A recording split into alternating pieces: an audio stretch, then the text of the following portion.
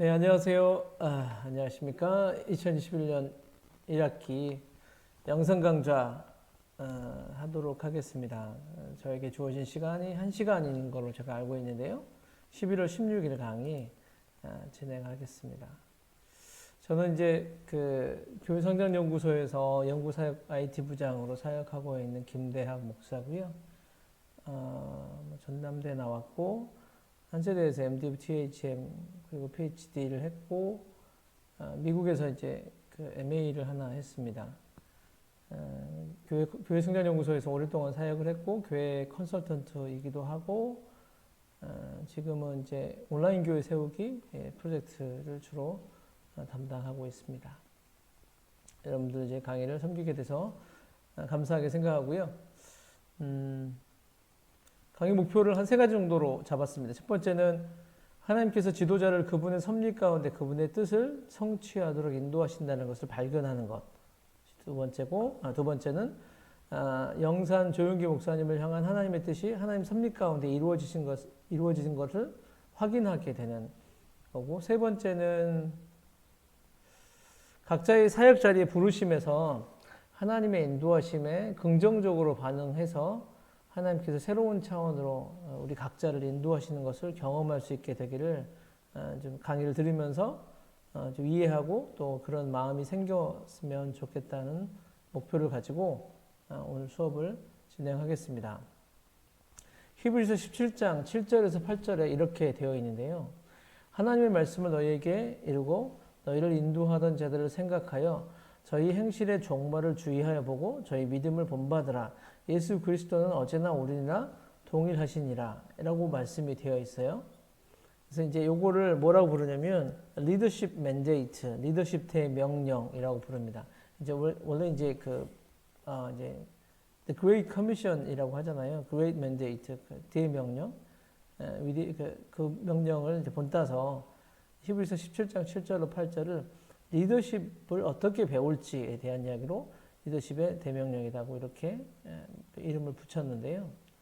이제 오늘 이제 이야기하게 될 클린턴 박사의 이론에 근거해서 오늘 수업을 좀 진행할 텐데, 클린턴 박사가 이렇게 이야기하셨어요.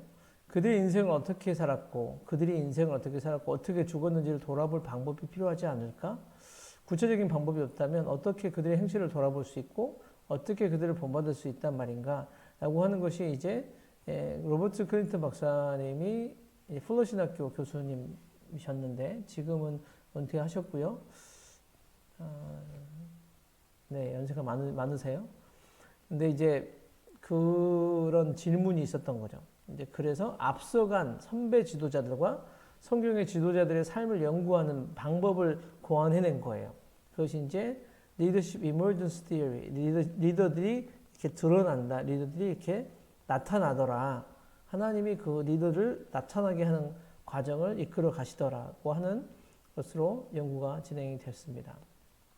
그래서 영산 조영기 목사님의 리더십 형성을 이제 리더십의 출현 이론, 그 리더십 이머전스 티어리를 기초로 해서 이제 살펴본 것들이 있어서 이걸 좀 정리를 했습니다. 이거는 제가 이제 MA 할 때 미국에서 MA를 2010년부터 11년까지 했는데 그 MA를 할 때 요 이론으로 이제 조영기 목사님의 그 라이프라인이라고 하죠. 시간선이라고 이야기하는 거를 정리를 한 적이 있었어요. 이제 그것과 최근에 몇 개 자료를 정리해서 오늘 여러분과 함께 나누고 싶습니다.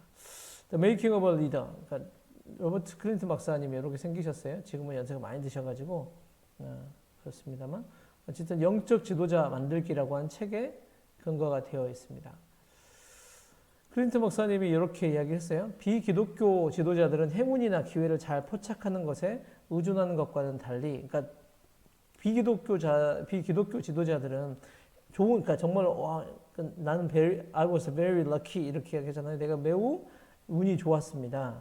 이렇게 이야기하잖아요. 이제 그렇게 하는 사람들, 이런 아니면 기회를 잘 포착해서 그 기회를 잡았던 사람들, 이런 것과 달리 기독교 지도자들은 자신의 삶에 간섭하시는 하나님의 섭리에 대한 인식을 자신의 리더십 발전을 설명하는 방편으로 삼는 것이 정당하다고 생각한다 라고 이야기를 하고 있습니다. 그래서 리더를 이끌어 가시고 리더를 훈련시키시고 리더를 더 한 차원 높은 단계로 이끌어 가시는 분이 하나님이시라는 것을 이해하고 그것을 통해서 자기의 리더십을 개발하는 것이 필요하다는 이야기죠. 그 리더십 출현 이론을 좀 살펴보면 지도자가 경험한 사건들을 관찰하고 분석하고 평가하고 종합함으로써 그 지도자 개인을 향한 하나님의 계획과 섭리를 파악하도록 돕는 방법이라는 거예요. 그래서 이제 지도자 개인이 이제 리더십 발전 단계가 있어요. 나중에 이제 설명을 드릴 텐데, 그러니까 리더십의 발전 단계가 있고 또 그 과정에서 겪는 여러 가지 일들이 있고 리더십 스타일도 있고 또 개인적인 소명, 하나님 부르신 그 뜻, 목적 이런 것 그리고 궁극적으로 그 사람이 어떤 공헌을 하나님 그 사람을 통해서 이루어내기 원하시는지 이런 것을 파악할 수 있도록 도와줌으로써 지도자로서의 정체성을 확인할 수 있게 하고 사역을 잘 피니싱 웰이라고 하죠. 잘 마무리하고 은퇴할 수 있도록 하는 기술을 제공해 주는 것. 이것이 이제 클린턴 박사님의 리더십 출현 이론, 리더십 emergence theory, 뭐 LET네요. LET, let의 목적인데요. 그래서 이제 그 클린턴 박사님이 이런 이야기를 해요. 보통 이제 리더들이 피니싱 웰을 잘 못해요. 리더들 다 찾아보니까 처음엔 잘했다가 나중에는 좀 문제가 발생하는 리더들이 너무 많더라. 찾아보니 일반 조직의 리더십 다 포함해서 한 70% 정도, 10명에서 7명 정도는 그 끝이 별로 좋지 않더라라고 이야기를 하거든요. 그래서 자기의 사역을 이제 크리스천 리더로서 자기의 사역을 잘 마치려고 하는 사람은 그 자기의 묘비에 어떤 글귀가 새겨질 것인가를 염두에 두고 또 자기가 새길 글귀를 미리 작성해 놓고 사역을 하는 것이 좋다라고 권면을 하고 있습니다. 왜냐하면 자기는 어떤 사람을 불려지고 싶다라고 한다는 것을 늘 염두에 둔다면 하나님의 말씀을 늘 붙들고 살아간다면 유혹이 와도 넘어지지 않을 수 있다고 하는 거죠. 그래서 리더십 개발 관련해서 클린턴 박사님이 리더십 개발이라고 하는 것을 뭐라고 이야기했냐면 하나님께서 각 지도자에게 허락하신 잠재력이 평생에 걸쳐서 개발되는 과정을 이야기합니다. 그래서 중요한 단어가 나와요. 잠재력. 하나님이 각 지도자에게 허락하신 잠재력이 평생에 걸쳐서 개발되는 과정을 리더십 개발이라고 한다는 거예요. 그래서 뭐 달란트 비유를 통해서 우리가 이해할 수 있겠지만 하나님 어떤 사람에게는 5달란트를 주고요. 어떤 사람한테는 2달란트를 주시기도 하시고 어떤 사람한테는 1달란트가 주어지기도 하죠.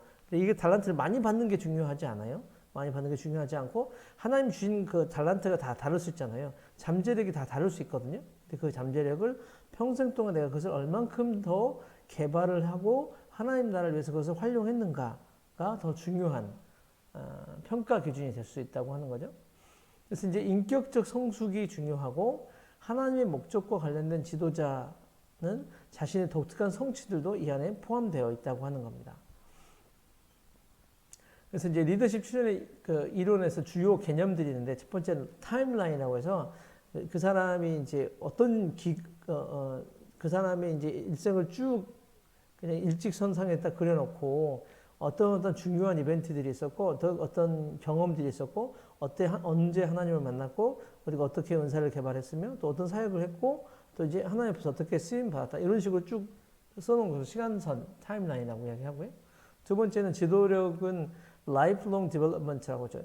그러니까 지도력은 평생 개발된다는 거예요. 그러니까 끊임없이 개발되고 그리고 이제 그 afterglow라고 해서 다 개발이 된다고 한다고 해서도 물론 계속해서 끊임없이 개발돼야 되겠죠. 하나님 앞에 갈 때까지는. 그런데 그때 상당 부분 개발된 것을 통해서 다른 사람을 축복하고 다른 사람을 세우는데 사용될 수 있다라고 하는 것도 있고요. 또 하나는 finishing well. 그러니까 하나님 앞에서 사역을 잘 마무리하는 것이 중요하다. 이제 그런 이야기들이 리더십 출현 이론 안에 주요 개념으로 있습니다. 이제 리더십 개발과 관련해서 제가 조직 리더십을 이제 미국에서 공부를 했거든요. 근데 이제 리더십 개발에 있어서 이제 4가지의 하나님의 그 섭리의 역할을 좀 말씀을 드리려고 하는데 제가 지금 갑자기 이제 조직 리더십 이야기를 하다가 이제 넘어왔는데 제가 그 리더십 공부를 하면서 언제까지 리더이고 언제까지 리더가 아니다. 언제까지는 리더인데 언제까지는 리더가 아니다. 언제부터 리더가 아니다. 이런 것들을 이제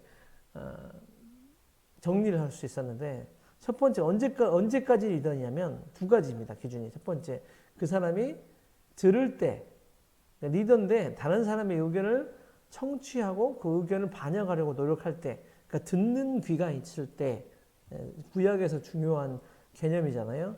듣는 귀, attentive ears라고 하죠. 하나님의 말씀에 귀를 기울이는 그리고 주위에 조언을 해주는 사람들의 말에 귀를 기울이는 그 사람은 리더라는 거예요. 그런데 언제부터 리더가 있냐면 듣기 시작하지 않을 때, 이제 듣기를 멈출 때, 하나님이 말씀하시는데도 불구하고 듣지 않을 때 사울이 더 이상 하나님에게 쓰임 받을 수 없는 리더가 되지 못한, 쓰임 받을 수 있는 리더가 되지 못했다고 하는 거죠. 두 번째는 뭐냐면 리더가 배우기를 그칠 때, 그러니까 언제 리더냐면 leaders are readers 하잖아요. 리더는 readers. 리더는 읽는 사람이다. 그래서 끊임없이 배우는 때, 배움을 멈춰버린 사람은 리더가 아니다라고 이야기를 할 수 있습니다. 지금 이제 4차 산업혁명 뭐 이런 이야기도 나오고 또 우리가 지금 뭐 이제 온라인으로 넘어가기도 하고 그렇잖아요. 메타버스 이야기도 나오고 그러는데 교회가 굉장히 이제 학교와 교회 또 기업도 마찬가지였지만요. 그래도 기업은 이제 돈 때문이라도 투자를 계속합니다. 새로운 기술을 만들어내고요. 근데 학교와 교회가 가장 늦게 변하는 이제 그런 집단이기도 하다고 이야기를 합니다. 어쨌든 이제 그 앞에 좀 약간 사족이 있었고 이제 다시 넘어와서 리더십 개발 네 가지의 하나님의 섭리의 역할이 있다고 하는데 첫 번째는 뭐냐면 하나님께서 우리 각자에게 독특한 역할들을 정해 놓으신다는 거예요. 그래서 하나님이 우리 각자의 삶을 향해서 그 destiny, 그 숙명이라고 하는 것이 하나님의 뜻이 있고 역할이 있다고 하는 거고요. 두 번째는 개인을 향해서 저같이 목적의 성취를 위해서 각 개인에게 특정한 능력과 책임을 부여하신다는 거예요. 그래서 그 하나님의 데스티니를 위해서 그 사람에게 능력도 주시고 그다음에 책임도 부여하신다고 하는 거죠. 하나님의 섭리가 그렇게 이끌어 간다는 거고요. 두 번째는 하나님은 지도자들의 삶에 관여하신다는 겁니다. 리더십 개발 그리고 그 삶에 관여해서 리더십을 개발할 수 있는 기회를 주신다는 거 하는 겁니다. 그래서 직접적으로 개입하시기도 하시고 간접적으로 개입하시기도 하시고 어떤 사람을 만나게 하시거나 어떤 사건을 경험하게 하시거나 또 주위의 환경이나 교육의 경험 등을 통해서 하나님은 이 지도자들의 삶을 개발할 수 있는 기회를 주신다고 하는 겁니다. 또 이제 예를 들어서 이제 중요한 영적 사건들 있잖아요. 영적 사건을 통해서 즉각적으로 깨닫게 하시는 거죠. 사울이 다메섹 도상에서 예수님을 만나고 나서 예수님을 만난 그 순간의 경험이 사도 바울을 만들어내는 거죠. 그래서 평생을 하나님 앞에 살아가도록 예수님 앞에 살아가도록 만드는 겁니다. 두 번째는 이제 간접적으로 이제 섭리적으로 어떤 사건에 대해서 회상함으로써 아 그때 하나님이 그렇게 하셨는데 내가 기도를 했는데 하나님 응답하시지 않으셨는데 지금 생각해 보면 아 하나님이 그때 내 삶에 간섭하셨구나 이렇게 이해할 수 있다고 하는 겁니다. 여기서 중요한 건 뭐냐면 하나님이 우리 인생에 우리의 삶의 지도자로서 하나님 우리를 가르치시고 우리를 이끌어 가실 때 하나님이 간섭하신다고 하는 것을 깨닫는 것이 중요합니다. 세 번째는 하나님은 잠재적 지도자를 개발하기 위해서 다양한 자료와 수단과 시간을 사용하신다고 하는 겁니다. 하나님은 필요한 사람들 적당한 때 지도자로 부르시기도 하시고 그리고 직접적 영향을 드러내기 위해서 신적인 만남, divine contact이나 멘토, 하나님의 뜻을 드러내는 사람들을 만나게 하십니다. 또 이제 심지어 부정적인 경험도 있을 수 있고요. 갈등도 있고 삶의 위기입니다. 오타가 나네요. 삶의 위기도 있고 고립을 사용하기도 하십니다. 그러니까 아주 갑자기 아프거나 아니면 이제 그 주위의 모든 사람들로부터 이제 비난을 받고 자기 혼자 시간을 보낼 수밖에 없는 시간을 주시거나 이런 시간들과 경험들을 통해서 하나님의 뜻을 더 알아가게 되는 것이 있다고 하는 거죠. 네 번째로는 하나님은 지도자에게 평생에 걸쳐서 리더십의 여러 단계를 통과하게 하신다는 거예요. 그래서 이제 엔트리 출발을 하고 그다음에 트레이닝 훈련을 받고 관계적으로 사람들과의 관계를 통해서 배우기도 하고 그다음에 지도자들도 영적 교훈을 깨닫도록 디설먼트라고 하죠. 그래서 인식하고 그것을 뭔가 분별해내는 거를 만들어 주신다고 하는 겁니다. 그래서 이제 하나님의 섭리와 리더십의 개발의 그 관계를 확인하는 방법이 이제 클린턴 박사님 이렇게 이야기해요. L은 그러니까 함수인데 PTR의 함수다 이렇게 됩니다. L이 뭐냐면 리더십 개발이라고 하는 것은 어떻게 리더십이 개발되는 거냐? 뭐냐면 펑션이 있어요. 기능, 역할, 하나님이 그 리더를 통해서 만들고자 하는 일, 그를 통해서 하고자 하신 일이 있고, 근데 그것을 어떻게 이루어내시느냐면 첫 번째 process variable, 그러니까 과정 변수, 그 삶의 과정을 통해서 하나님의 여러 가지 변수가 그의 삶에 있을 때 그것을 통해서 만들어내고요. 두 번째는 시간 변수입니다. 그 시간이 흘러가면서 있고, 세 번째는 R이라고 하죠. 그러니까 반응 변수. 이 반응 변수가 이제 중요합니다. 이 반응 변수가 우리가 하나님 앞에서 어떻게 반응하느냐에 따라서 하나님이 그 사건을 통해서 우리가 더 성장할 수 있도록 만드실 수도 있고, 우리가 반응을 잘못하면 하나님이 그 반응을 잘못하는 것을 말미암아서 일도 잘 안 될 수도 있고, 또 우리 인생을 향한 하나님의 계획이 어그러질 수도 있다고 하는 겁니다. 이것이 이제 클린턴 박사님의 이제 이론이에요. 이 지도자는 이 세 가지 변수에 의해서 자신의 리더십의 발전을 인식하게 될 수 있고, 세 가지 변수를 관찰을 잘 해야 되고요. 그래서 자신의 삶에 역사하신 하나님의 섭리와 간섭을 이 관찰을 통해서 더 명확하게 알 수 있게 되고, 자신의 삶을 의도적으로 하나님이 그렇게 이끌어 가셨다는 것을 또 깨달을 수 있게 된다고 하는 겁니다. 여기서 T, 시간 변수는 뭐냐면, 지도자의 리더십이 개발 또는 발전하는 과정에서 시간적으로 이제 구분을 해주는 거예요. 이 시간 변수 개념은 지도자의 삶을 몇 가지 단계로 나누어서 관찰하고 각 단계에서 실행된 하나님의 섭리를 이해하는데 도움이 되는데요. 요걸 이제 좀 설명을 드리겠습니다. 주관적 섭리의 단계가 있어요. 하나님이 이제 어떤 집안에 태어나게 하고, 그리고 교육적인 환경은 어떻게 만들어 주시고, 또 이제 할아버지, 할머니, 아니면 부모님의 그 성품을 또 담게 하시고, 이런 것들 있잖아요. 그래서 하나님이 그렇게 주관적으로, 하나님이 이제 주권적으로, 죄송합니다. 주관적이기도 하고, 주관적이라는 표현보다는 주권적인 표현이 더 많고요. 하나님의 주권을 가지고 sovereign, 그러니까 administration 하시죠. 하나님이 개입하시는데, 그 개입 당시에는 잘 알지 못합니다. 그것은. 하나님이 그때 그렇게 하셨구나. 나중에 알게 되는 거죠. 시간선 개념을 잘 사용하다 보면, 여러분도 이제 생각해 보시면 돼요. 여러분의 인생을 쭉 해놓고, 하나님이 지금까지 어떻게 하나님이 나를 사역의 자리로까지 부르셨는지, 어떻게 하나님이 지금 이제 선지동산에 와서 하나님의 뜻을 분별하고 하나님의 말씀을 배우고 사역자로서 준비하고 계시는지, 그것이 어떻게 이루어진 것인지, 이런 고민을 해볼 수가 있게 됩니다. 두 번째는 사역이 어떻게 또 성장하는지에 대한 이야기죠. 두 가지 발견이 있는데, 그러니까 그렇게 주권적 하나님이 섭리한 단계를 지나가서 하나님이 사역자, 리더를 또 이제 사역할 수 있도록 만들어 줍니다. 그래서 은사들도 있고, 그리고 그가 가지고 있는 고유한 기술들도 확인하게 되고, 이제 그것을 은사와 기술을 개발하는 단계를 또 겪게 되겠죠. 그래서 이제 개인은 자기가 지도자임을 인식하게 되고요. 인격적인 성숙에 또 관심이 있어야 되고, 사역의 우선순위를 이해하게 되고, 미래의 사역 방향에 이제 그것을 또 집중하게 됩니다. 아마도 여러분들 대부분이 사역에 성장하는 단계에 있는 분들이 계실 겁니다. 하나님이 또 기름 부으심에 대한 인식도 있어야 되고, 또 하나님이 여러 가지 과정을 통해서 훈련하게 하실 때 긍정적으로 반응을 해야 합니다. 그 다음에 하나님은 독특하게 사역으로 이끌어 가십니다. 그 지도자의 은사에 맞는 역할을 하게 하시고, 잠재력이 극대화되는 시기입니다. 하나님께서 또 그 자신에게 부여하신 역할과 책임이 있고요. 소명과 비전이 무엇인지도 명확하게 알게 됩니다. 이 일을 또 위해서 무엇을 준비시켰는지도 또 파악할 수 있게 되고요. 또 자신의 궁극적인 공헌을 인식하고 그 분야에 맞게 사역을 수렴하게 되고, 또 그가 사역을 극대화할 수 있게 하십니다. 지도자의 삶의 성숙이 더 중요하고요. 사역의 성숙이 이루어지고 최고의 정점에 가게 됩니다. 그런데 이제 말씀드린 여기서 이제 안타까운 부분이 뭐냐면, 대부분의 사역자들이 이 독특한 사역 국면까지 가지 못해요. 수렴의 단계라고 하는데 수렴의 단계까지 가지 못합니다. 그 중간에 하나님이 이끌어 가시는 과정에 여러 가지 검증하시는 과정이 있는데 거기서 탈락을 하거나 아니면 올바른 반응하지 못했을 경우에 그런 일이 발생하기도 합니다. 또한 우리가 이해하지 못하는 일이 발생해서 그가 리더로서 더 성장하고 더 개발되지 못하는 것도 있을 수 있습니다. 그리고 마지막으로 이렇게 그 시간 변수에 축하의 국면이 있죠.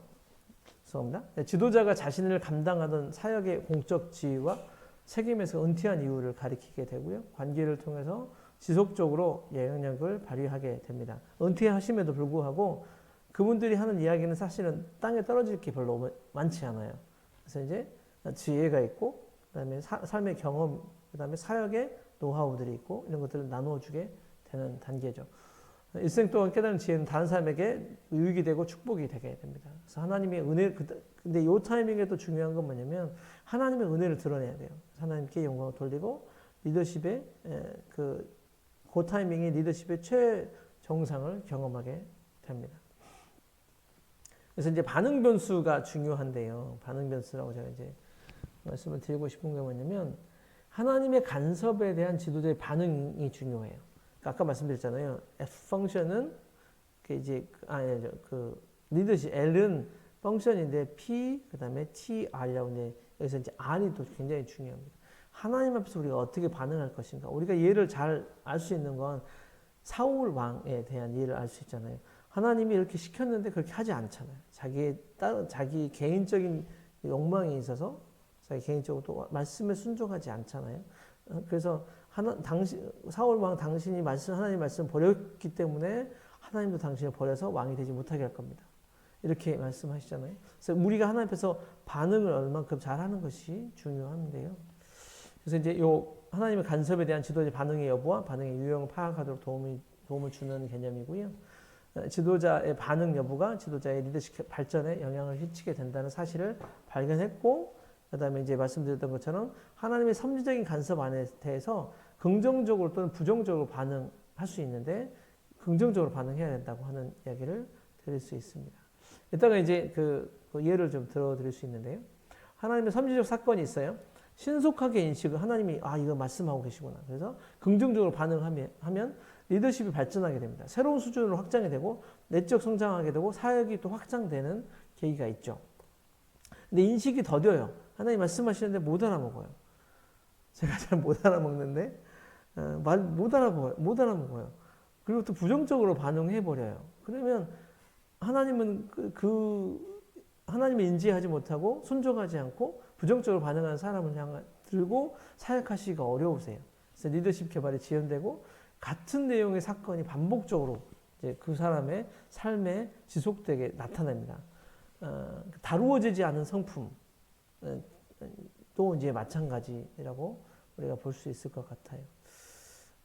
예를 들어서 이제 사무엘 같은 경우가 그렇게 되겠죠. 사무엘이 하나님의 말씀을 듣는 훈련을 하잖아요. 처음에 이제 사무엘아 불렀는데 못 알아먹잖아요. 그래서 엘리의 제사장에 가서 저를 부르셨습니까? 아니 안 불렀어. 가서 자. 그래서 이제 가서 자고 있는데 또 이제 사무엘아 그러니까 또 가서 이제 불러보잖아요. 근데 이게 모르는 거예요. 엘리도 마찬가지였어요. 엘리도 그 하나님의 말씀하고 계신다는 것을 영적으로 빨리 깨달았어야 되는데 인식이 더뎌지는 거예요. 그러니까 본인도 결국은 하나님의 말씀을 못 듣잖아요. 그래서 자기의 가정에 대한, 자기의 가문에 대한 하나님의 말씀 누구에게 듣나요? 어린 사무엘에게서 통해서 듣게 되잖아요. 리더십의 개발이 재현되고 같은 내용의 사건이 반복이 되고 결국은 엘리는 이제 망하게 되는 안타까운 경험하게 되는 거죠. 그렇습니다. 지도자에 대한 클린턴 박사의 정의는 이겁니다. 하나님으로부터 부여받은 잠재력, God-given capacity, 능력이 있고요. 그 다음에 책임감, God-given responsibility, 하나님이 주신 책임감을 가지고, 이 잠재력과 책임감을 가지고 하나님의 백성의 특정 그룹으로 하여금 그 그룹을 향한 하나님의 목적하심을 향해 나아가도록 영향력을 끼치는 사람이다. 라고 하는 것이 이제 클린턴 박사의 지도자의 정의입니다. 여러분, 이제 이건 사실은 요거를 정의를 우리가 받아들인다면, 여러분 사역자로서 부르셨기 때문에 여러분 모두가 다 지도자입니다. 이제 평신도 지도자도 있겠지만 사역하는 지도자이죠. 목사님이 되고 목회자가 되고 한 교회를 담임을 하거나 한 부서를 담임하거나 아니면 개척을 해서 한 2명, 3명, 5명, 뭐 6명 이렇게 굉장히 작은 사람이 많지 않은 사람들을 목양한다 하더라도 하나님은 그 그룹을 향한 하나님의 목적, 그분들 각자를 향한 하나님의 목적을 향해 나아갈 수 있도록 영향력을 끼치도록 하나님이 원하신다고 하는 겁니다. 그래서 이제 아까 말씀드렸던 이 Leadership Emergent Theory, LET에서 중요한 개념이 삶의 조감도, 타임라인이라고 하는 건데요. 정지 단계가 있습니다. 하나님이 그 인생을 이끌어 가시고 인성을 개발하시고 사역을 개발하시고 성숙해지며 수렴 단계가 있고 회상 단계가 있는데요. 이 시간선은 한 지도자의 일생을 한 개의 직선으로 쭉 펼쳐놓고 그 위에 발전 단계를 구분한 도표입니다. 지도자의 발전 과정을 일목요연하게 살펴보는데 유용하고요. 이렇게 이 단계를 여러분이 한번 그려보시면 나는 어느 지점에 있구나를 확인할 수 있습니다. 1단계 이제 정지 단계라고 말씀드릴 수 있는데 하나님께서 가정, 환경, 사건 등을 통해서 주권적으로 역사하십니다. 지도자의 생애에 기초를 넣는 단계고요. 지도자 후보생은 스스로 할 수 있는 게 없어요. 왜냐하면 거기에 하나님이 두셨기 때문에 태어났기 때문에 그가 배워야 할 것은 무엇이냐면 하나님의 역사에 그냥 적극적으로 응하는 겁니다. 그때는 교회를 다니지 않을 수도 있어요. 예수님 모를 수도 있어요. 그런데 자기 삶을 어쨌든 최선을 삶을 살아가는 것이 중요합니다. 두 번째 단계는 인성개발 단계가 있는데요. 하나님보다 개인적으로 가깝게 사모하는 단계입니다. 지도자는 하나님께 기도하고 음성을 듣는 것을 중요성을 배우게 되고요. 어떤 형태로든 사역에 참여하게 됩니다. 근데 이제 여기서 사역을 통해서 학습 과정을 통해서 인성개발에 관한 교훈을 습득하게 됩니다.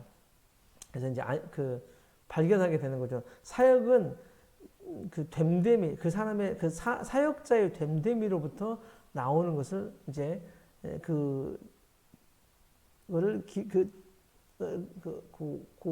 느낌을 알아가는 단계가 되는 거죠. 시험을 통해서 하나님은 지도자의 성품을 개발시켜 주시고요. 하나님께서 가르치기 원하시는 근본적인 교훈을 배우는 단계입니다. 이 시험을 통과하면, 올바르게 통과하면 사역이 확장되거나 더 큰 책임 있는 지도자로 발전하게 됩니다. 그 다음에 사역하는 단계는 다른 사람에게 기여하게 되는 그것을 시작하는 단계가 되는 거죠. 자신도 모르게 성령의 은사를 사용하는 사역 실습을 하게 되고요. 이 시기에 효과적인 사역을 위해서 훈련을 받을 수도 있습니다.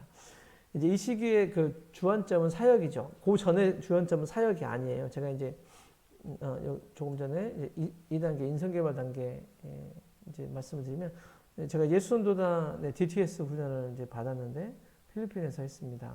98년, 99년.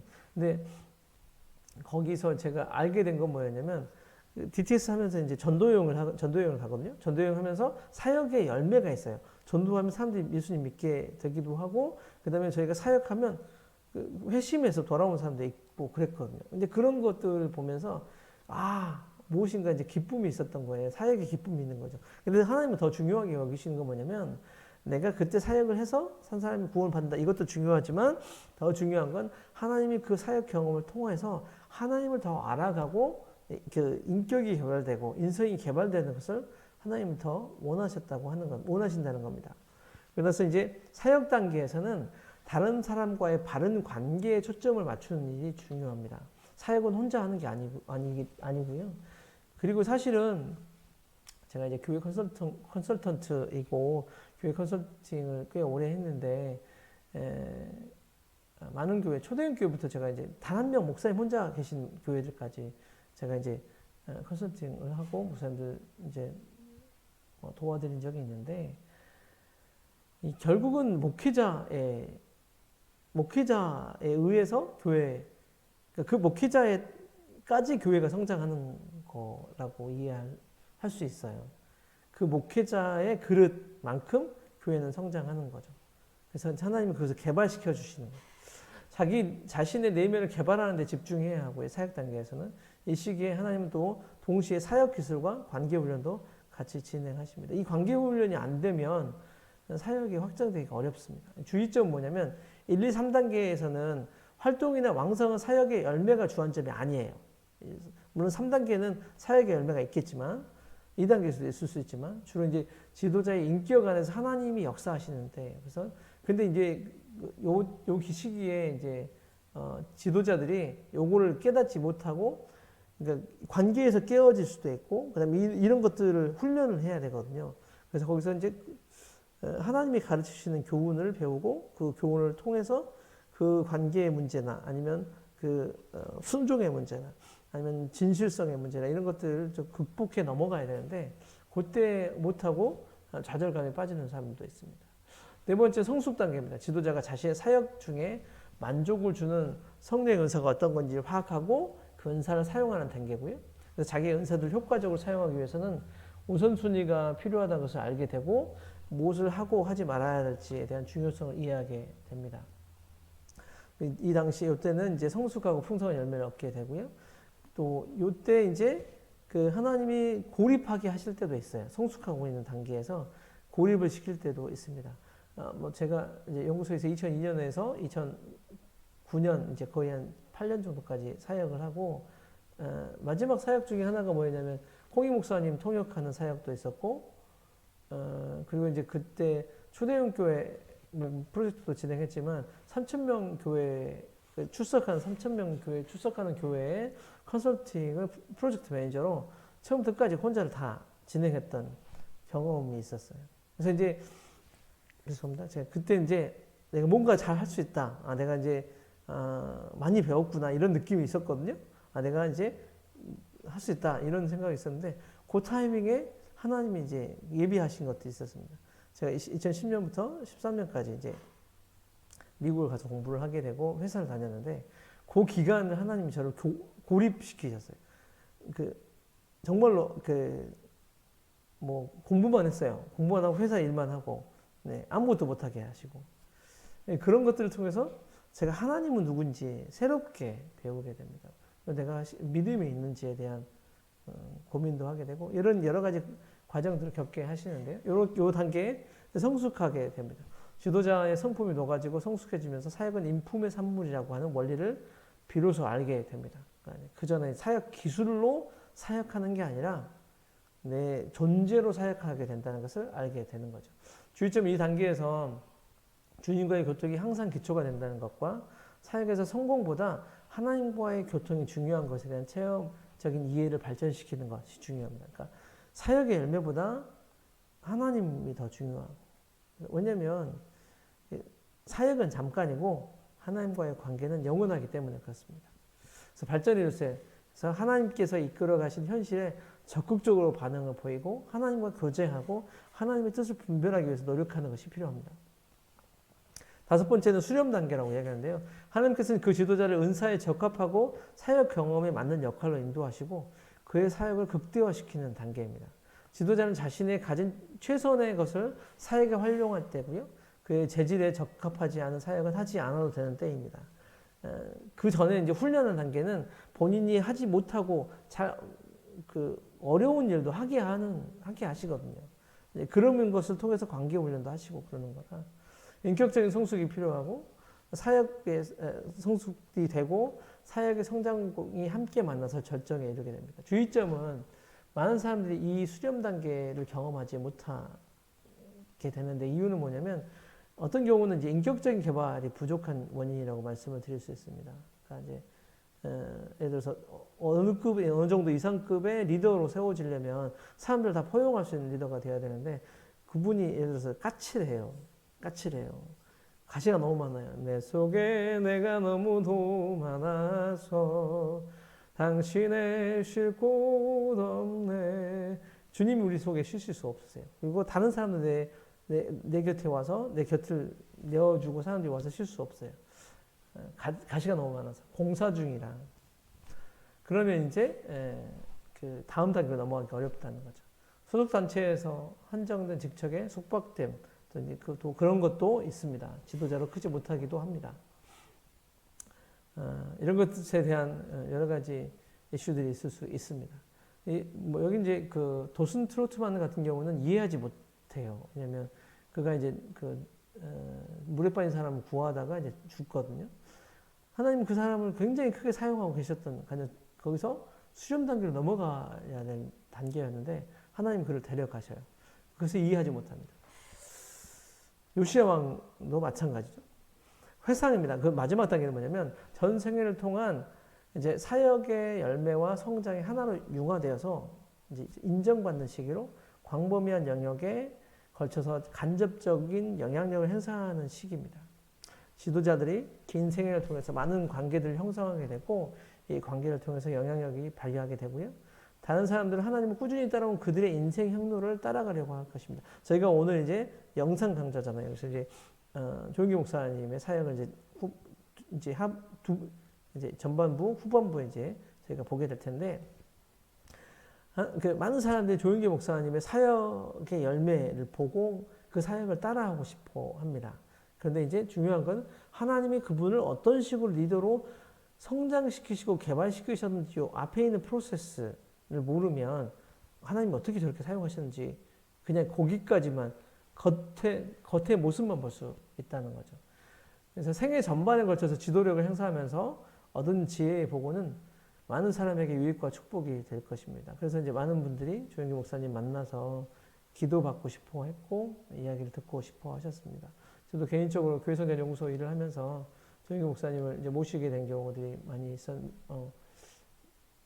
왜냐면 저희 이사장님이셨기 때문에 지금은 이제 이용우 목사님께서 대표이사님이시지만 조영기 목사님이 이사장님이셨기 때문에 이제 몇 번 모시게 된 경우가 있었어요. 그래서 이제 가까이서 이제 식사를 하게 된 경우도 있었고, 근데 제가 기도를 받을 생각을 안 했어요. 같은 분들 같이 다 기도를 받았는데, 기도를 받는 장면 제가 촬영을 했었는데, 지금 생각해 보면 그때 기도를 받을 거라는 생각을 했습니다.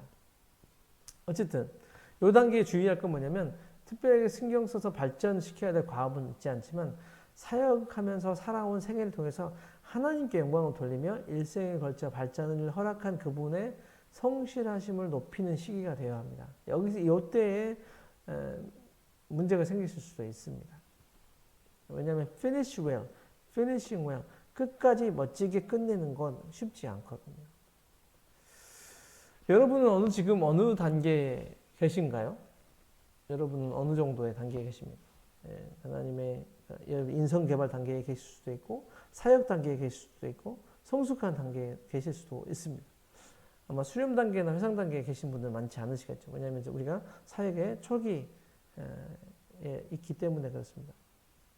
물론 이제 그 연세가 어느 정도 있으시면서 신앙을 하신 분들은 다른 차원에서 하나님이 이미 이렇게 또 이끌어 가신 부분이 있을 수 있습니다. 그래서 우리가 한 가지 기억할 건 뭐냐면 이제 전반부 이제 거의 마무리하고 이제 후반부 할 건데 우리가 기억할 건 뭐냐면 하나님께서 지도자로서 여러분을 전 생애를 통해서 계속적으로 발전시키고 있다는 것을 기억해야 합니다. 이 부분은 강의 마지막 부분에도 다시 한번 강조를 하려고 하는데요. 하나님이 우리를 지속적으로 개발시키기를 원하십니다.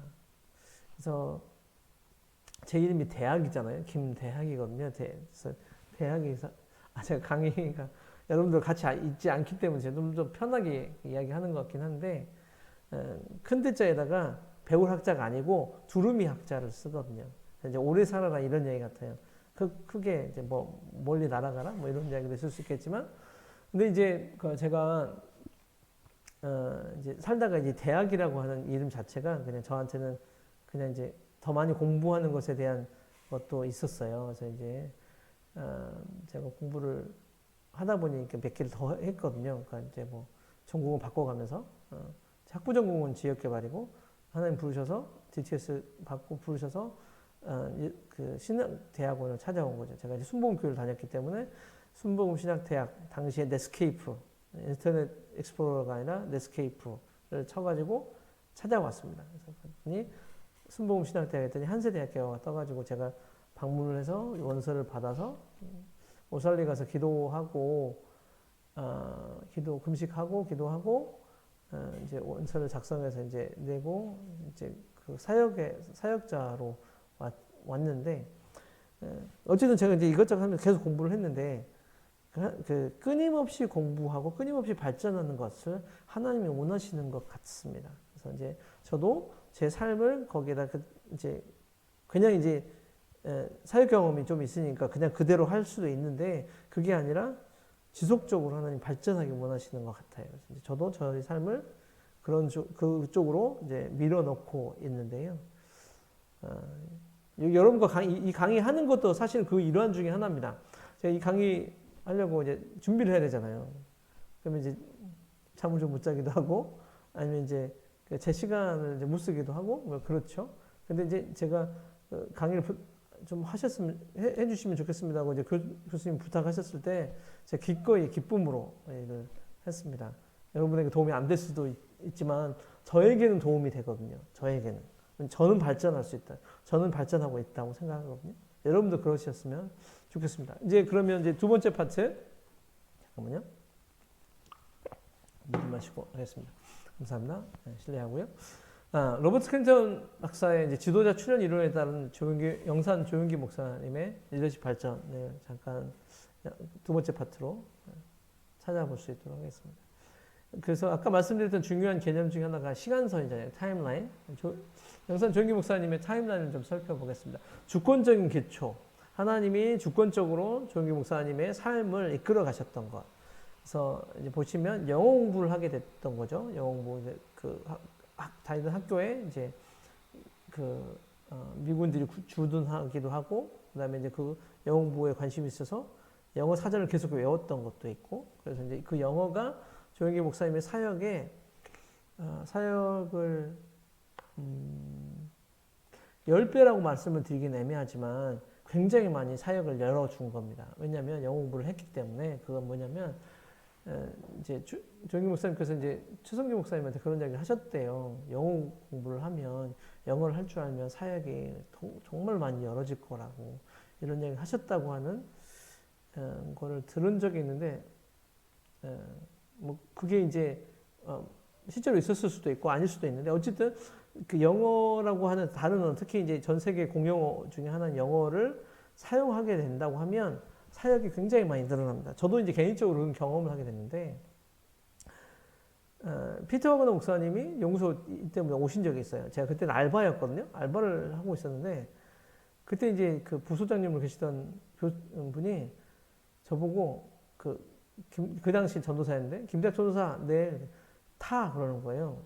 그 차에 피터 와그너 목사님 타고 계시는데 어디 가는 거냐면 저녁 식사하고, 집회가 다 끝났고 모든 행사가 다 끝나서 저녁 식사를 하고 가시는데, 그러니까 저보고 타라는 거예요. 몇 명 같이 안 가는데. 그래서 이제 그럼 그 다음에 저한테 한마디 하시는 거 그냥 김대학 전도사 영어 하잖아 라고 해서, 제가 이제 필리핀을 갔다 왔고 이제 영어를 좋아했기 때문에 지금 글로벌 교육원이라고 하죠. 거기에 이제 에듀케이션 이제 그 글로벌 에듀케이션 센터인데 거기에 이제 조교로도 있었는데 몇 년을.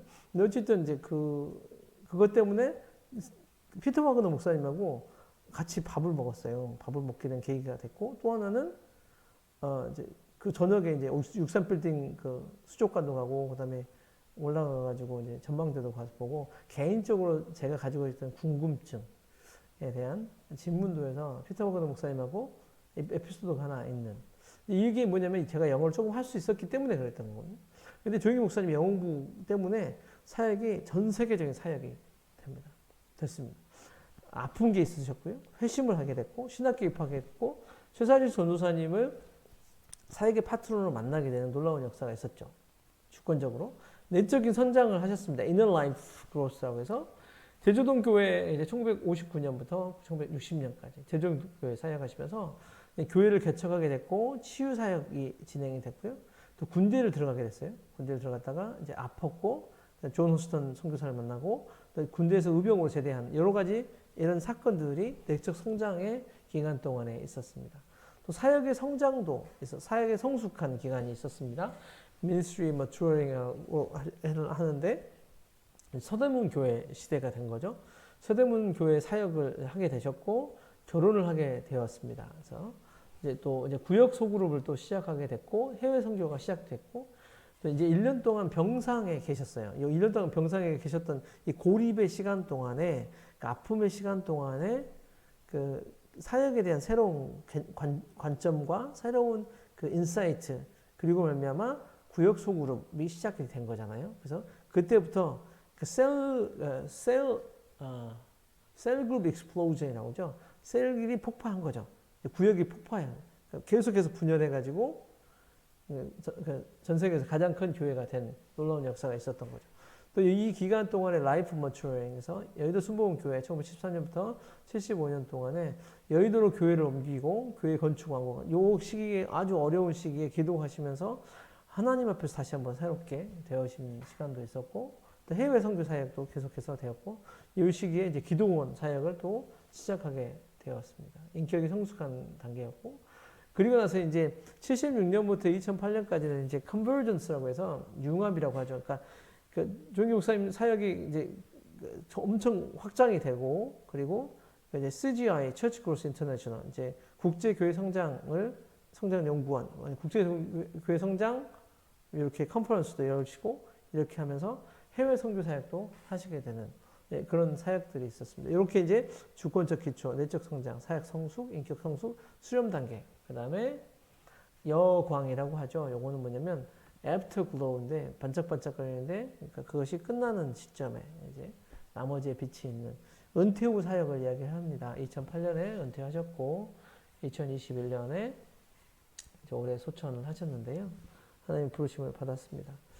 마음이 좀 그랬어요. 아마 조영기 목사님과 메시지를 많이 들으셨던 분들 또 이제 그 교회 출신 분들은 조영기 목사님에 대한 마음이 많이 있으셨을 텐데 저는 이제 여의도 순복음교회 출신은 아니에요.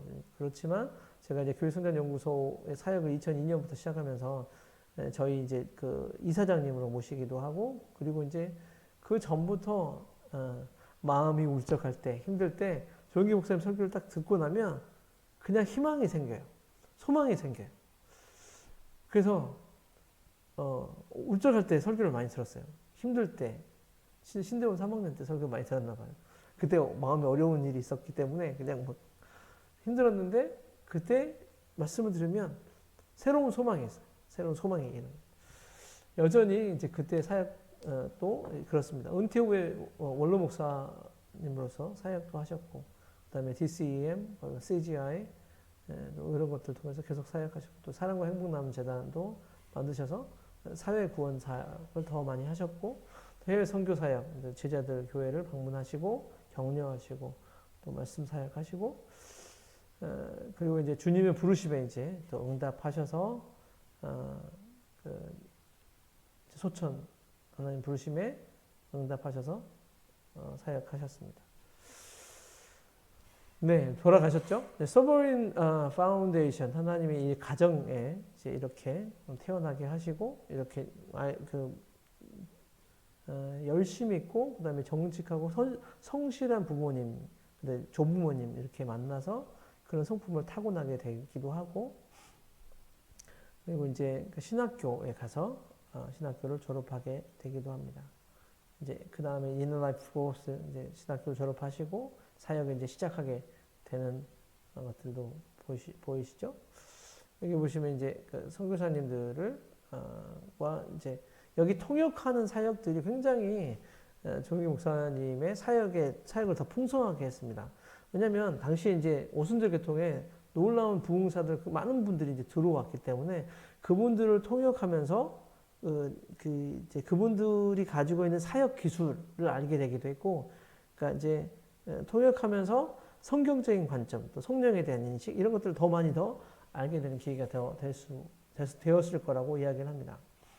그런데 ministry maturing 그러면서 이제 사역이 더 커지게 됐고 이제 해외로까지 사역을 넓히시게 됐습니다. 그리고 이제 그 이후에 여의도 순복음교회는 convergence 이제 조영기 목사님 사역이 더 이제 융합되어서 전 세계에서 가장 큰 교회가 됐고 뭐 신학자들과의 교류가 있고 많은 사역들을 함께 하셨고 여기 보시면 이제 이게 엘림타운이잖아요. 엘림 복지재단. 그래서 150억을 들여서 준공한 그래서 어려운 사람들, 가난하고 소외된 사람들을 돌보는 사역도 하게 됐습니다. 애프터글로우 이제 은퇴하시고 사랑과 행복 나눔 재단을 만드시고 이제 뭐 이렇게 활동 같이 하시다가 주님의 부르심에 응답하셨습니다. 이제 조영기 목사님의 사역을 좀 제가 좀 돌아보면서 아까 말씀드렸던 거 있잖아요. 반응 변수, response variable이라고 하죠. 그러니까 요걸 좀 저희가 같이 보면 좋겠어요. 그러니까 이게 지도자의 반응 여부가 지도자의 리더십 발전에 영향을 준다고 했잖아요. 그래서 이제 긍정적이기도 하고 부정적으로 반응이 있을 수 있는데 긍정적인 반응이 있으면 좋은데 안 좋을 수도 있다는 거예요. 긍정적으로 반응하지 않으면 특히 이제 이 인성 개발 단계에서 세 가지를 검증한다고 합니다. 그 로버트 클린턴 박사님이 이렇게 이야기하죠. 세 가지를 검증하는데 하나님이 검증하시는 거예요. integrity check, 진실성을 검증하고 두 번째는 순종하는지 안 하는지 obedience check을 하고 세 번째는 word check, 말씀을 검증한다고 합니다. 제가 이제 순종 검증 생각하면 네. 일단은 넘어가서 네. 진실성 검증 먼저 이야기하겠습니다. 인테그리티 책은 뭐냐면 지도자로서 세워지기 위한 과정, 통과되는 과정 가운데 이제 지도자로서 인격을 형성하기 위해서 하나님 검증하는 과정을 이야기하는데 내적 확신의 지속성에 대한 도전입니다. 이거 내가 이렇게 살아야 되는데 이거 이렇게 하지 않으면 안 되는데 그때에 대해서 그때 그것이 도전적인 그것을 도전하는 일이 발생하고 그때 어떻게 반응하느냐가 중요합니다. 그 결과로서 사역의 확대가 있을 수 있거든요. 예를 들어서 이제 조기 목사님 이런 일이 있었습니다. 학창 시절에 조기 목사님이 이제 기차역에서 야간 일을 한 적이 있는데 맡은 일이 뭐냐면 기차역 선로 스위치 박스를 지키는 보조 역할이에요. 선로 이제 스위치 이제 그거 뭐 이쪽 보내고 저쪽 보내잖아요. 근데 이 일이 당시에 이제 공비들이 출연해가지고 생명의 위협을 가했기 때문에 모두를 무서워하는 일이었다고 해요.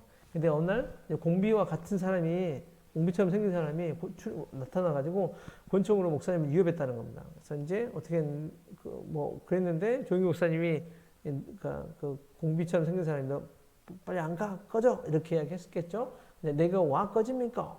제가 전라도 사람이라 잘 안 되는데 한번 해보겠습니다. 아저씨야말로 가 있어. 내는 기차역을 지키는 일을 맡았단 말입니다. 이렇게 이야기했다고 하는 거예요. 자기의 일에 대해서 사실 목숨까지 걸어왔던 거잖아요. 이 상황이. 다행히 이제 그 권총을 위협한 사람이 순찰을 도는 이제 그 부대원이었기 때문에 이제 보초를 잘 서나 안 서나 그 확인하려고 왔던 상황이었던 거죠. 근데 어쨌든 이게 뭐냐면 그 맡았던 일에 진실했던 거죠. 그리고 또 하나는 성실했던 거예요. 그래서 세계적인 지도자가 되기 위해서 꼭 필요한 맡겨진 일에 대한 진실된 책임감, 성실함이 보여졌던 거죠. 만약에 여기에서 실패했다고 하면 이런 비슷한 또 다른 사건이 조기 목사님의 삶에 또 있었을 겁니다. 예를 들어서 이런 일이 있었어요. 신학교 시절에 또 미국에서 보내준 구호품을 신학교 창고에 쌓아둔 일이 있는데 이 창고 열쇠를 그 신학교에서 누구한테 맡겼냐면 조윤기 목사님한테 맡겼다는 거예요. 학생회장한테. 왜냐하면 평상시에 독서도 많이 하고 기도도 게을르지 않고 성실하기 때문에 학교 당국에서 저 친구는 믿을만하다 해서 준 거죠. 근데 이제 선배들이 찾아온 거예요. 당신 다 어렵고 힘들기 때문에 그러니까 이제 그 배고픈 거죠. 근데 어떻게 하냐면 위협을 한 거예요. 너 창고 열쇠 내놔라. 가지고 거기서 뭐 좀 빼가자 이렇게 이야기했다는 거예요. 근데 이제 그때 난 죽어도 창고 문을 열어줄 수 없다 이렇게 이야기했다고 합니다. 강직함을 보였고 성실함을 보였던 거죠. 이게 하나님 앞에서 이제 하나님이 진실성을 체크한 거죠. 그것이 진실하고 성실하게 살아가야 한다는 신앙의 성품에 기인한 것이었지만 어쨌든 이것이 하나님의 테스트일 수도 있었다는 거죠. 순종의 검증은 뭐냐면 자기 자신이 뭐냐면 순종해야지 다른 사람에게도 순종을 이야기할 수 있잖아요. 지금 한국교회가 여러 가지 이제 한국교회 신뢰도가 거의 많이 떨어져 있는 상황이에요. 이제 교회 성장학에서 이야기하는 복음의 수용성이 굉장히 떨어져 있는 상황인데 가장 큰 이유가 뭡니까? 라고 제가 이제 그 연구소 월간 교회 성장에서 편집장 할 때 설문을 한 적이 있어요. 설문을 해가지고 어떻게 했냐면 설문에서 한국교회가 가장 빨리 개선해야 되는지 가장 시급한 과제가 뭐라고 생각하십니까? 목사님들에게 물어봤어요. 목사님들에게 물었는데 목사님들의 답은 뭐였냐면 2019년도의 질문이었습니다. 근데 코로나 전에 목사님들의 답은 뭐였냐면 다음 세대가 가장 큰 시급한 과제다라고 이야기했어요. 문제다. 그런데 제가 이제 이 동일한 질문을 이제 성도들에게 했거든요. 성도들에게 했는데 한 700명 정도 되는 성도들에게 했는데 성도들의 답변은 뭐였는지 아세요? 땡땡 다움이 문제입니다. 땡땡다움이 뭡니까? 땡땡은 그 앞에 목사다움, 교회다움, 성도다움이라고 하는 땡땡다움으로 키워드를 정리할 수 있었어요. 그게 가장 높은 퍼센티지를 차지하고 있었는데 그게 무엇이냐면 교회가 교회답지 않고 성도가 성도답지 않고 빛과 소금이 못 되는 거죠. 교회 내에서는 빛과 소금일지 모르지만 교회 밖에 세상에서 빛과 소금의 역할을 못하기 때문에 지금 한국교회가 어렵다. 그래서 개선해야 한다. 이런 이야기들이 있었거든요. 이 순종 검증, 그다음에 진실성 검증 이런 것들이 사실은 그냥 리더로서뿐만 아니라 믿는 크리스천으로서 당연히 있어야 될 부분이 있습니다. 순종 검증을 이렇게 조기 목사님이 이제 천막교회 부흥을 했는데 이제 그 주변에 땅을 이제 어떤 목사님이 이제 시기해서 이제 계략으로 이제 그 땅을 막 가져가 버린 거예요. 그래서 이제 천막교회를 출입하기가 어려워지니까 답답한 마음에 이제 조영기 목사님, 치자시 전사님이 400환이나 되는 돈을 투자해가지고 복권을 사기로 해가지고 복권을 샀는데 이게 안 됐잖아요. 그래서 이제 열심히 기도하고 갔거든요. 열심히 기도하고 갔는데 하나님 왜 응답 안 해주십니까? 하고 간 거겠죠? 근데 하나님께 이제 원망도 하고 투정도 기도를 드리는데 하나님께서 성령께서 잔잔하게 음성으로 말씀하셨어요. 내가 저 동양극장보다 더 큰 예배당을 너에게 줄 것을 내가 믿느냐? 내가 요용을 바라지 않고 성실하게 목회한다면 장차 매주마다 온 한국 전체 극장에 오는 사람보다 훨씬 더 많은 사람들이 너희 교회로 몰려들 거다. 이것을 믿느냐라고 말씀을 주셨다는 거예요. 그게 좀 황당하잖아요. 근데 그런 처참한 환경 가운데 이런 음성을 무시하고 그냥 넘어졌을 수도 있지만 여기서 이제 하나님 말씀을 믿고 거기서 아멘 하고 그 사람들 앞에서 외쳤다고 하는 겁니다.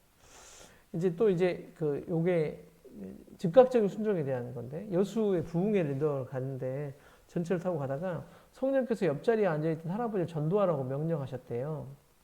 몇 번에 그래서 전도를 시도했는데 할아버지가 결국 안 듣고 가다가 경찰을 데리고 와서 결국은 복음을 전하지 못했는데 나중에 할아버지가 혼자 갔어요. 어디 가셨나 했는데 나중에 어떻게 되냐면 술에 취하셔가지고 기차 난간에 기대어 있다가 발을 헛디뎌가지고 그 할아버지가 떨어져 죽어요. 그래서 이 사건을 통해서 조영기 목사님이 하나님이 복음을 전하라고 말씀하시면 어떠한 경우에도 주저하지 말고 순종해야 한다는 것을 깨닫게 되죠. 그래서 이런 사례들이 이제 세계 선교와 복음 전도를 해서 이제 하나님 앞에서 배운 것들이 되고요. 말씀 검증은 지도자가 이제 말씀을 깨닫고 알아가고 그것을 영적인 진리를 분별할 수 있도록 하는 것, 이것이 말씀 검증인데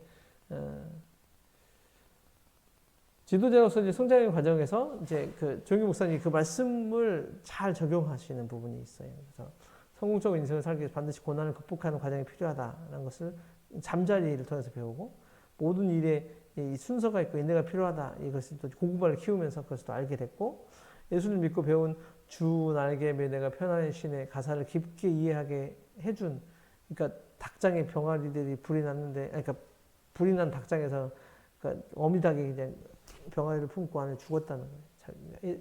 새끼는 살리고.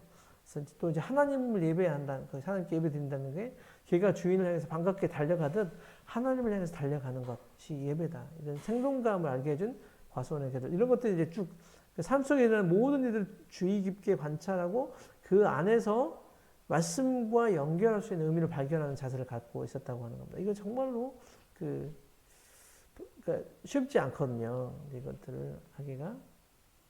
이런 것들을 알고 계셨다고 하는 거고요. 성경 말씀 검증에 보면 또 이런 게 있어요. 당시 내가 성경을 펴서 읽으려고 하면 한 단어 살아서 파닥파닥 튀어오는 것 같고 마음이 어찌나 감동이 되었는지 모릅니다. 그래서 한 절을 읽다가 눈물을 흘리고 다시 한 절을 읽다가 눈물을 흘리고 하니까 온종일 성경을 읽어도 5절 이상을 읽을 수가 없었습니다. 그저 성경을 읽는다는 것 자체가 행복하고 기뻤습니다. 라고 하는 놀라운 경험들이 있으셨다고 하는 거죠. 권위에 대한 통찰, 겸손하는 것도 있었어요.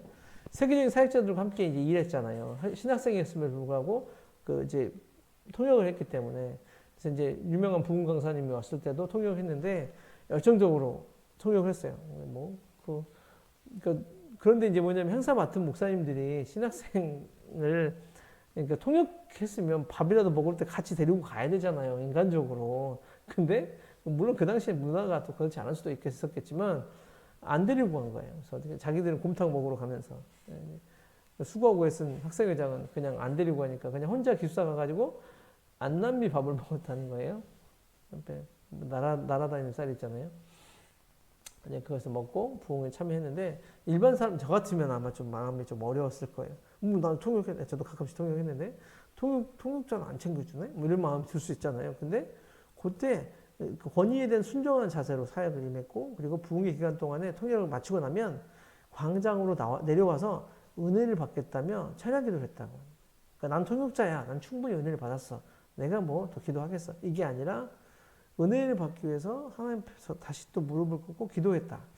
이것이 이제 전적으로 권위에 순종할 줄 아는 이것이 사실 권위에 순종하는 거는 불의한 권위에도 가끔씩 우리가 하나님이 불의한 권위를 우리에게 주실 때가 있거든요. 근데 그 사람이 어떻게 순종해야 되느냐 이런 이야기들을 우리가 할 수 있는데 어쨌든 순종하는 것에 대한 훈련을 하나님 우리에게 주십니다. 순종하는 것들에 대해서 그것을 잘못하면 고생합니다. 그것 때문에 아마 어려워하시는 분들 계세요. 이제 그 사역하다가 어떻게 이런 것까지 순종하지? 이러면서 어려움을 겪고 이제 교회에 부딪히고 나오실 수 있어요. 근데 그런 것이 하나님의 이끌어가는 과정일 수도 있지만 그렇지 않을 수도 있거든요. 그래서 이제 그런 부분들은 좀 고민을 할 필요가 있을 것 같아요. 답은 이것이 정답입니다. 말씀드리기는 애매합니다. 부르신 목적에 대한 인식이 또 필요하고요. 정기 목사 이제 이렇게 준비한 사건, 그다음에 계시와 이것들을 확인하시고 또 실현 또는 성취한 사건들이 있습니다. 폐병 3기 죽음의 근자가 있었고 병상에서 만난 성경, 그다음에 예수님, 그다음에 환상 중에서 예수님을 만나고 치료를 받고 또 외국 선교사님들하고 만나고 숭신학교 입학하고 최자신 전사님 사역의 파트너 만나고 천막교회 개척하고 하나님이 또 놀랍게 사역하시고 이런 것들에 있었고요. 또 은사도 분석하는 것이 있습니다. 클린턴은 은사를 타고난 능력, 습득한 기술, 영적 은사로 나누어 설명하는데요. 하나님이 이렇게 이제 은사 분석, 조기 목사님 은사 타고난 능력이 있었습니다. 강력한 추진력도 있었고 남을 배려하는 마음이 있고 성실한 성품, 적극적인 성품, 굉장히 적극적이세요. 탁월한 영어 실력 있었죠. 그리고 또 이제 영어뿐만 아니라 그 뭐 셀프 리더십이라고 하는 글을 이제 옛날에 정리할 때 조기 목사님이 스스로 자기를 개발하는 셀프 리더십을 그때 이제 글 정리한 적이 있었는데 그때 이제 알게 된 게 뭐냐면 단어를 여전히 외우신다는 거예요. 영어 단어를 외우시고 또 하나는 무엇이냐면 그 독일어로 신문을 보시고 그리고 불어로 간단한 생활 불어를 하실 수 있었다라고 하는 것을 제가 이제 그렇게 들었거든요. 이제 그만큼 지속적으로 이제 타고나는 거 말고 타고나지 않았지만 그것을 습득하는 거예요. 계속해서. 그런 것들이 있었다고 하는 거고요. 영적 은사를 뭐 말할 필요가 없죠. 성령 은사들, 방언 통역, 예언 은사, 치유, 축기입니다. 축기 은사, 그다음에 지식의 말씀, 일배 은사들이 있었고 믿음의 은사가 있었던 거죠. 한 번은 조영길 전도사님에게 안진뱅이가 찾아와서 자기 다리를 펴달라고 요청을 했어요. 난감하잖아요. 어쨌든 이제 맨바닥에 무릎을 꿇고 5시간 이상을 기도했어요. 근데 그 마음에 하나님은 기적의 하나님이시다 하는 믿음이 막 생겨났대요. 이 믿음이 처음에는 손바닥만한 구름처럼 작기는 나중에 커다란 폭풍우처럼 마음을 휘감았답니다. 나중에는 이 믿음이 엄청나게 커져서 하나님이 함께 하시면 자신의 손가락으로 지구를 밀 수 있을 것 같다는 확신이 들었다고 합니다. 그래서 결국 안진뱅이 소년이 일어났고요. 그걸 거둔 것뿐만 아니라 그 이후로 수많은 기적의 역사들이 있었고 그것이 믿음의 은사를 통해서 일으켜졌다라고 하는 것을 우리가 알 수 있습니다. 조기 목사님의 시간서를 다시 한번 보고 마무리하겠습니다. 주권적 기초가 있었고요. 내적 성장이 있었고 사역의 성숙이 있고 인격의 성숙이 있었고 수렴의 단계, 그 다음에 여광, 그리고 주님의 부르심에 응답하게 됐습니다. 여러분들은 지금 어느 단계이십니까? 다시 한번 정리를 하면 좋겠습니다. 여러분들이 인성개발 단계에 있을 수도 있고 사역 단계에 있을 수도 있습니다. 어떤 분은 성숙의 단계에 넘어가고 계신 분이 있을 수 있습니다. 다시 한번 기억할 거는 뭐냐면 하나님께서 이제 그 조용기 목사님, 영산 조용기 목사님을 이렇게 들어서 사용하시기 위해서 수많은 과정들을 겪게 하시고 수많은 과정 발전 단계를 통해서 그리고 검증 단계를 통해서 그 다음 단계로 계속해서 성장시키셨던 것처럼 하나님도 지속적으로 우리에게 도전을 주시고 사건을 만나게 해주시고 사람을 보내주시며 하나님이 우리를 발전하도록 이끌어 가신다고 믿습니다. 여러분도 지금 이제 이 수업도 사실은 그 과정 중에 하나라고 생각합니다. 저도 원래 요 수업을 이걸 정리하려고 했던 건 아니에요. 다른 주제를 가지고 저희 이제 그 연구소에 이런저런 자료들이 있으니까 정리해서 강의를 하려고 했었는데 이렇게 강의가 요걸로 정리가 된 거거든요. 하나님이 여러분에게 우리 원우분들에게 알게 하고 싶으신 것일 수도 있어요. 물론 이 책을 이미 읽으셨거나 아니면 이런 강의를 들으셨으면 알고 계신 분이 있겠지만 혹시 안 들으신 분들에게 하나님은 여러분이 리더로 개발되기 원하신다는 거예요. 발전하기 원하시고 그리고 하나님이 여러분의 그 삶 속에 주권적으로 역사하시거나 또 여러 가지 사건들과 사람들 만나게 하실 때 어떤 이슈가 있을 때 그것을 극복해내고 그다음에 올바로 반응하고 그래서 이제 그 리스폰스를 올바로 해서 하나님이 인도하신 대로 성장하게 원하신다고 하는 것을 기억하시면 좋을 것 같습니다. 네, 레퍼런스는 이런 것들로 이제 이 책들을 중심으로 레퍼런스를 달았고요. 네, 수업에 들어오셔서 감사합니다. 여러분의 삶에, 여러분의 사역에 주의 나라가, 주의 은혜가 넘쳐나기를 기도하고 축복합니다. 하나님이 여러분들 개발시키셔서 수렴의 단계, 그 다음에 애프터글로우, 여광의 단계까지 가서 사람들을 축복하고 그 하나님이 축복하신 것을 또 경험하면서 감사하는 저와 여러분이 됐으면 좋겠습니다. 감사합니다. 수고하셨습니다.